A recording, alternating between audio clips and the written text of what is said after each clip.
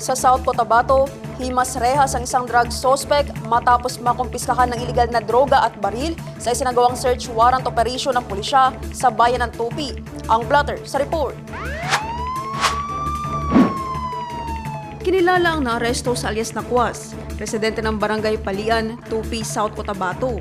Sa isinagawang search sa pamamahay ng suspect, na-recover ang 5 heat-sealed plastic sachets ng hininalang shabu na may kabuuang timbang na humigit kumulang 10 grams at tinatayan nagkakahalaga ng 68,000 pesos. Nakalagay ito sa isang itim na belt bag.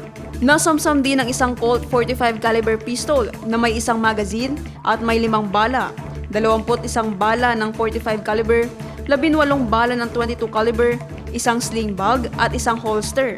Isinilbi ng otoridad ang search warrant na inisyu ng Regional Trial Court ng Pulumulok January 27, 2026. Ang narestong sospek at ang mga nakumpiskang ebidensya ay dinala sa Tupi Municipal Police Station para sa wastong dokumentasyon, disposisyon at paghahain ng kaukulang kaso sa paglabag sa Republic Act No. 9165 at mga kaugnay na batas sa illegal possession of firearms.